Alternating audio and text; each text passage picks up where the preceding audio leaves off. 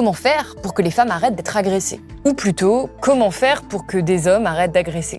Cette question obsède l'autrice Chloé Delhomme. Elle y a consacré son dernier ouvrage, un ouvrage de fiction où elle imagine un scénario fou. Et si les femmes avaient soudainement le pouvoir d'atteindre les parties génitales des hommes agresseurs avec un regard? Et si elles répondaient à la violence par la violence? Mais quoi de neuf dans ce monde de progrès, les amis? Que se passe-t-il? Il ne manquerait plus que les femmes aient des super pouvoirs pour punir les hommes. Vous revenez avec un nouveau livre, le 30e, Fallers, aux éditions Point Féminisme. Alors on l'a dit en introduction, le scénario est simple, il s'agit de castrer les hommes d'une certaine manière avec le regard. D'où vous est venue cette idée de roman? C'est assez vieux, mon idée de punition castratrice. Déjà dans les mouflettes d'Atropos, la narratrice a un bito-extracteur qui est un micro-ondes qui a été bricolé. Donc... Oui, c'est très très bien. Imaginez un homme qui ait l'idée pour sanctionner les femmes qui font de la diffamation, on va leur couper la langue. Imaginez ce que ces féministes, ces gens du bien, ces progressistes diraient de cet homme. C'est un peu une réponse... on est comme une poule devant un couteau avec toutes les 7 minutes. On ne sait pas quoi faire. Alors ça, ce sont les chiffres qu'on aime bien montrer dans le milieu féministe. On essaie de trouver le chiffre le plus spectaculaire possible. Quand on parle sérieusement de VIOL, il y a environ 16 400 plaintes pour VIOL en 2017.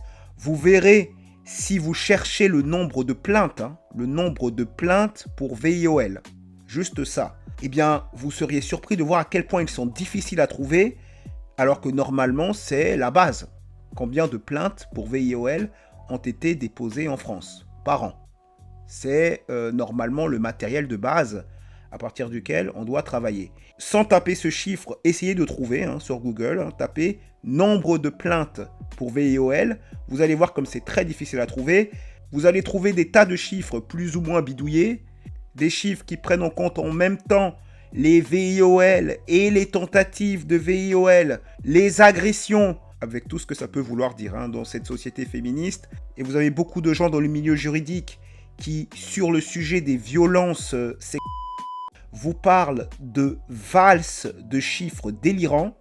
Ok? Et là, on n'est pas du tout sur un site masculiniste ou quoi. Non, on est sur actujuridique.fr. Donc, quand on prend le vrai chiffre des statistiques concernant les plaintes pour VIOL, on va les arrondir à 20 000. On va aller dans le sens des féministes. On va être très fair-play. On va aller dans le sens des féministes et les arrondir à 20 000.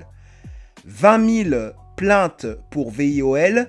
Les féministes nous disent qu'une femme sur 10 seulement porte plainte lorsqu'elle subit un VIOL. Donc on va aller encore dans le sens des féministes.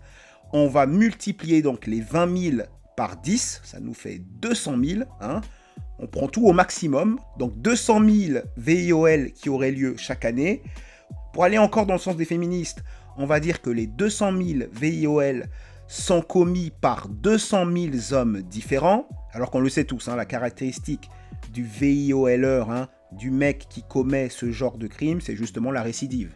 Mais on va faire comme si les 200 000 étaient commis par 200 000 hommes différents. Nous sommes environ 33 millions d'hommes en France.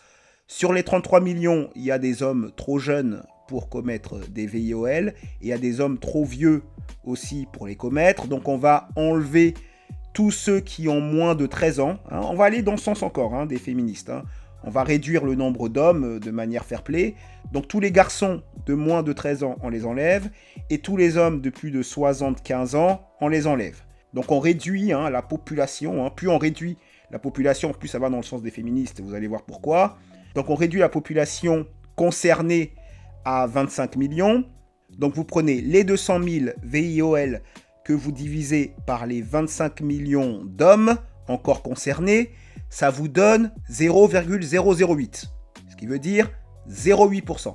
Donc 0,8%, c'est la proportion d'hommes qui commettent un VIOL sur un an. Donc ça veut dire que plus de 99% des hommes n'ont pas commis ce genre de choses quand vous faites une analyse sur un an. Ça concerne moins de 1% des hommes. Et même si on rentrait les tentatives, alors il y a aussi des plaintes pour tentatives. Là, on double le nombre de cas et on reste à plus de 98% d'hommes qui ne sont pas concernés par la commission de ce crime. Et tout de suite, les femmes voient les choses autrement. Okay ? Mais le but des féministes, c'est de faire le plus peur, c'est de maintenir les femmes dans un sentiment, dans un cadre mental d'angoisse. L'angoisse maximum. Nous sommes en grand danger en France. Toutes les 7 minutes, on risque de subir les pires tourments. Et je me suis dit que ça serait une bonne idée d'avoir quelque chose de très outrancier, très menaçant. Et en même temps, on grand guignol, puisqu'évidemment, c'est quand même drôle, c'est cathartique, mais avec de l'humour. Ah oui, c'est super drôle, Des hommes qui perdent leur partie génitale, c'est vraiment très très très drôle. On ferait la même chose sur des femmes, des ablations, des amputations. Elles trouveraient sûrement ça tout aussi drôle. Et il faut rappeler que dans le livre, vraiment, le concept, c'est que donc des femmes vont développer une forme de super pouvoir qui fait qu'avec leur regard, elles peuvent donc faire exploser l'appareil génital des hommes, mais elles ne vont s'attaquer qu'aux agresseurs sexuels. Et le don ne se développe que pendant une agression. Oui, mais ça ne change rien. Lorsque vous donnerez ce pouvoir aux femmes, qu'est-ce qui va se passer ? Vous aurez des tas d'hommes qui vont se retrouver sans pénis alors qu'ils n'ont pas agressé qui que ce soit. Une femme qui n'a pas aimé quelque chose qu'un homme lui a dit, ou une femme qui n'a pas aimé quelque chose qu'un homme a fait après avoir couché avec elle. Une femme qui n'a pas aimé qu'un homme ne s'engage pas avec elle. Une femme qui n'a pas aimé qu'un homme la trompe, par exemple. Vous allez avoir des tas d'hommes qui ne sont pas du tout des agresseurs, qui vont se retrouver sans leur pénis, parce que ces femmes-là ont un énorme pouvoir. Vous avez souvent les féministes qui vous disent « tous les maux du monde, c'est à cause des hommes, ce sont les hommes, les problèmes, etc. » Et sous-entendent que si c'était les femmes qui gouvernaient, si elles avaient le pouvoir, ce serait tellement mieux, parce que elles sont idéales, elles sont gentilles, etc. Rien n'est plus faux. Quand on a du pouvoir, on s'en sert des fois, et on n'est pas tous des gentils et des bons samaritains. Okay ? Et les femmes ne sont pas plus de bonnes samaritaines que les hommes. Absolument pas. Tout ça, c'est une guerre de pouvoir. Et si vous donniez ce pouvoir à ces femmes-là, vous auriez des tas d'hommes qui en subiraient les conséquences de manière complètement injuste. Là, elle vous dit, elles développent leur pouvoir qu'au moment où elles agressent. Et après, une fois qu'elles ont eu ce don, qu'est-ce qui se passe après ? Si un homme fait quelque chose qui ne lui plaît pas, qu'est-ce qu'elle va faire ? Elle va parfaitement se maîtriser. C'est ça qu'elles vont nous dire. Elles vont parfaitement se maîtriser. Elles ne vont faire aucun mal à aucun homme. Elles ne vont faire du mal qu'aux agresseurs. Je dis pas de toucher tous les hommes. C'est pas. De toute façon, la misandrie n'est pas le contraire de la misogynie. C'est exactement le pendant. Nous avons exactement ce discours des fois quand vous avez des antiracistes qui vous disent que le racisme anti-noir, c'est pas du tout pareil que le racisme anti-blanc. Le racisme anti-blanc, certains même vous diront que ça n'existe pas. Pour dire que le racisme anti-blanc n'existe pas. Et d'autres vous diront que le racisme anti-blanc, même s'il existe, il n'est pas si grave, parce que le racisme anti-blanc, c'est juste une réponse. C'est une réponse. Donc ça va. Donc là, elle nous fait la même chose. La misogynie et la misandrie, c'est pas pareil. La misogynie, c'est très très grave. Et la misandrie, ça va. La misogynie, elle s'en prend de façon essentialiste aux femmes. En fait. On rappelle juste les termes. Misogynie, c'est la haine des femmes. Et la misandrie, c'est effectivement présenté en tout cas comme la haine des hommes. C'est la haine des hommes. Oui, ça serait le pendant. Or, c'est après les agents du patriarcat que... Voilà. Dès qu'on commence à parler patriarcat, le patriarcat, c'est un mantra. Vous sortez le mot patriarcat et de manière magique, vous avez raison. C'est le patriarcat. On combat le patriarcat. C'est bon, vous avez raison. Qu'est-ce que le patriarcat ? Alors là, on rentre dans une nouvelle nébuleuse, les amis. Or, c'est après les agents du patriarcat que s'exerce la misandrie. Le mépris a priori, la haine, la détestation, la surméfiance se fait pas a priori sur qui détient des testicules. C'est Absolument que si. Le problème de la misogynie et de la misandrie, c'est pas du tout ce qu'elle raconte. Le sexisme, que ce soit la misogynie ou la misandrie, c'est quoi le problème? C'est que vous voyez une femme qui vous fait quelque chose de mal, une femme ou plusieurs femmes qui vous font quelque chose de mal, et vous allez détester toutes les femmes à cause de ces femmes qui vous ont fait du mal. Vous allez généraliser. C'est ça le problème. La misandrie, c'est pareil. Un homme vous a fait du mal ou plusieurs hommes vous ont fait du mal, eh bien vous allez vous mettre à détester tous les hommes, vous allez généraliser et vous mettre à haïr tous les autres hommes. C'est ça le problème de la misandrie et de la misogynie, c'est un problème de généralisation. Et normalement, c'est pour ça que quelqu'un devient antisexiste. C'est pour ça que quelqu'un se bat contre le sexisme. Et c'est pour ça qu'à chaque fois que ces féministes vont défendre la misandrie, elles se sabordent elles-mêmes complètement. Elles sabotent leur travail. un comportement qui va engendrer la misandrie en face. Voilà, un comportement. Donc, quelqu'un s'est mal comporté envers moi, je peux devenir misandre. Donc ça va. Mais sache, madame, que c'est exactement pareil dans l'autre sens. Un homme, souvent, quand il va être misogyne, c'est parce que des femmes ont eu un certain comportement. Donc, faut pas essayer de dire que la misandrie, ça va, alors que la misogynie, c'est grave. C'est la même chose. C'est le même problème. La haine contre toute une population. Un peu comme là, effectivement, c'est une réponse, encore une fois. Il faut qu'elle... Donc, dès que c'est une réponse, on fait ce qu'on veut. C'est hallucinant de bêtises. Complètement navrant, ces soi-disant écrivaines, autrices, qui se croient intelligentes. Une fois qu'elles sont agressées, le don se déclenche. Le don ne va pas se déclencher. D'ailleurs, il n'y a pas de balle perdue. Il n'y a pas de non-agresseur qui subit les... C'est Voilà. qu'une loi du talion qui peut paraître discutable dans la vraie vie, mais qui... Ah, merci de le dire. Parce qu'au nom de quoi elle ne blesserait aucun autre? Au nom de quoi aucun autre n'en pâtirait? C'est pas la réalité, ça. Et c'est ça le problème. Normalement, une dystopie, une bonne dystopie, vous changez que un élément et le reste, vous collez à la réalité du monde. Ok? C'est justement ça qui fait que c'est intéressant de faire une dystopie. Par exemple, vous faites une dystopie sur, imaginons que Hitler avait gagné la guerre. Vous changez que ça, mais le reste, vous gardez une cohérence avec le monde réel, et c'est ça qui fait que la dystopie sera intéressante. Mais elle, qu'est-ce qu'elle nous fait là? Elle est obligée de tout changer. Elle change le fait que, bon, déjà que les femmes aient un super pouvoir, mais en plus elle doit changer tout le reste, parce que tout ce qu'elle nous dit là n'est pas applicable, jamais applicable. Évidemment que si les femmes ont des super pouvoirs, si on s'en tient à la réalité, il y aura beaucoup de balles perdues. Énormément de balles perdues. Il n'y a que dans son monde, un monde dans lequel les femmes sont parfaites, évidemment, il n'y a que dans ce monde fantasmé que c'est possible qu'il n'y ait pas de balles perdues. C'est une forme de catharsis pour vous, l'écriture de ce livre et la lecture? Et puis, après... C'est un défouloir. Elle en veut terriblement à l'homme, elle rêve et fantasme d'avoir des pouvoirs parce qu'elle n'en peut plus de devoir accepter face à elle quelqu'un de plus puissant. Alors elle invente un monde tel un petit homme. Vous savez, chez les hommes, c'est pareil. Vous avez des hommes plus petits que d'autres, des hommes moins forts que d'autres. Quand on est petit, on rêve d'être Sangoku. Les hommes, quand ils sont petits, ils rêvent d'être un personnage qui a des super pouvoirs. Et puis après, il grandit. Il grandit, il comprend que la réalité, on fait avec. Et il arrête de vouloir vivre dans une bulle, dans un rêve, et il accepte que face à un mec qui fait 2 fois ta taille, tu vas pas parler n'importe comment. Il accepte ça et il vit avec. Okay? La féministe a du mal à faire le deuil de son monde utopique. C'est juste quelqu'un qui n'a pas grandi.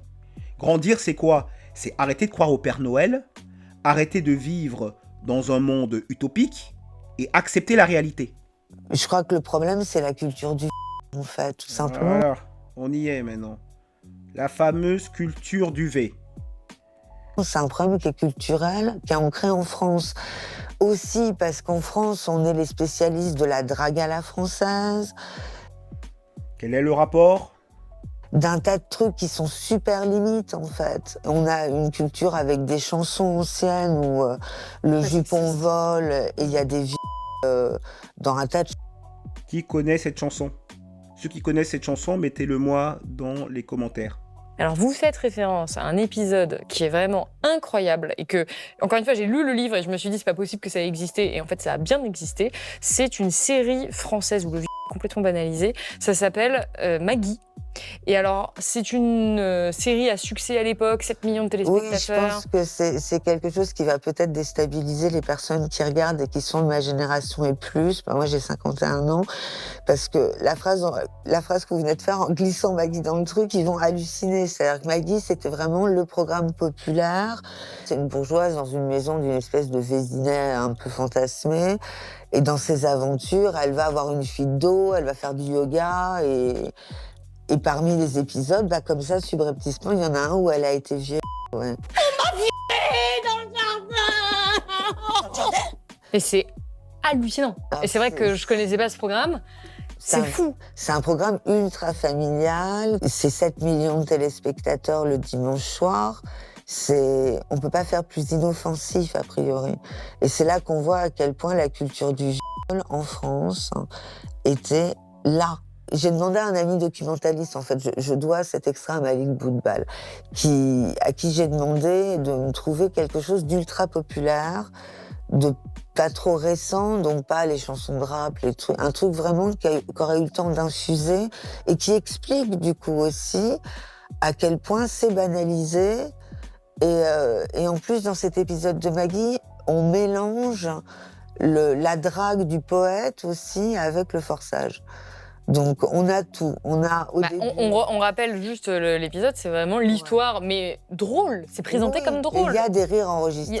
C'est terrible. C'est Maggie qui se fait violer dans son jardin et qui va après essayer d'obtenir justice et tout est un peu vaudevillesque. Tout est censé être un petit peu drôle et finalement on se rend compte qu'en fait ça va. C'est un monsieur du quartier qui a violé toutes les femmes du quartier et c'est drôle. Parce qu'il est poète. Parce qu'il est poète. Et qu'il est fou d'amour d'elle, et voilà, tout est bien qui finit bien. Mais en plus, ce qui est étrange, c'est de se dire la chaîne de validation. C'est-à-dire qu'on sait, c'est une série télé qui est très importante au niveau de l'audimat. Ça veut dire que les scénaristes, déjà, on se demande ce qu'ils ont... Enfin, c'est quand même un peu troublant. Les producteurs valident, la chaîne valide, les comédiens, il n'y en a pas un qui se dit au secours... Jackie va gentiment jouer le rôle de ce vieux du Berlu, alors qu'il présente à l'époque, peut-être pas Club Dorothée, mais Vitamine, qui est une émission pour les enfants. Donc j'ai fait exprès de laisser toute la séquence, pour que vous puissiez bien les entendre. Serez-vous surpris si je vous dis que dans cet épisode, que j'ai vu en entier, il n'y a absolument aucun VIOL. Il n'y a pas eu de VIOL.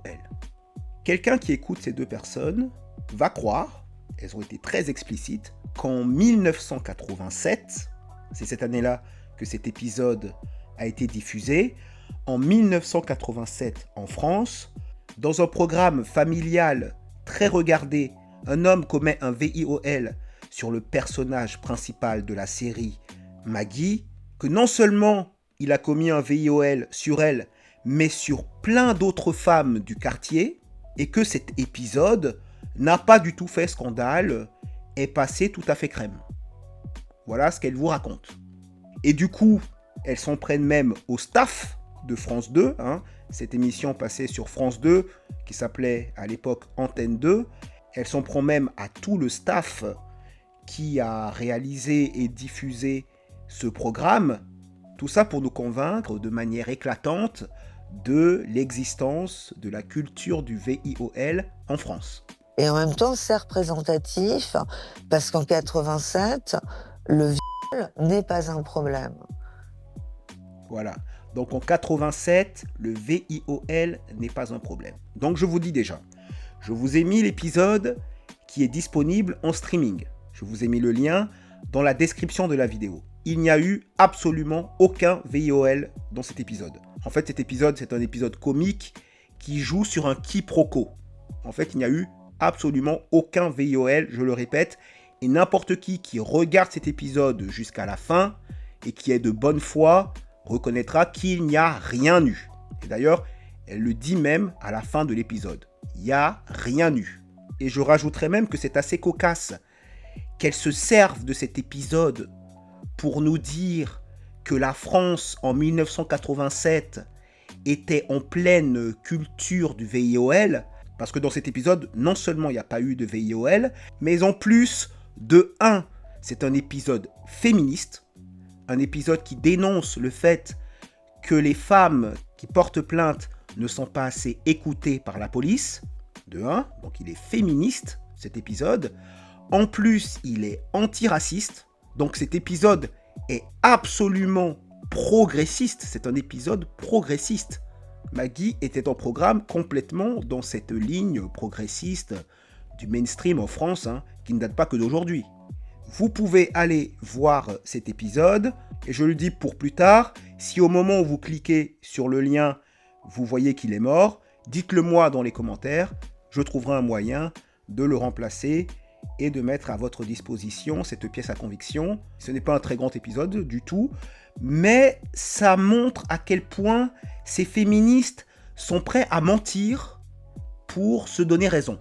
En vérité, dès la fin des années 70, en 1978 plus précisément, un VIOL pouvait déjà être à la une du journal télévisé.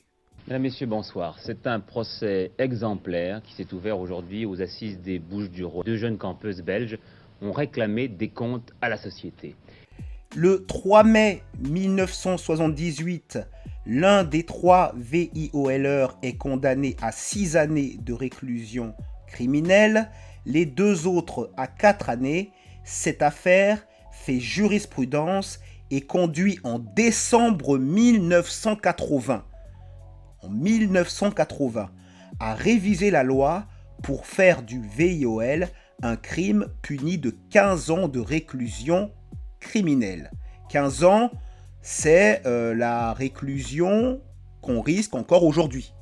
C'est-à-dire qu'en 1980, la loi est modifiée et devient celle qu'on a aujourd'hui. Et comment cette personne-là va aujourd'hui essayer de nous faire croire, alors qu'à la fin des années 70, le VIOL était déjà quelque chose d'important en France, comment va-t-elle maintenant nous dire qu'en 87, le VIOL n'était pas un problème?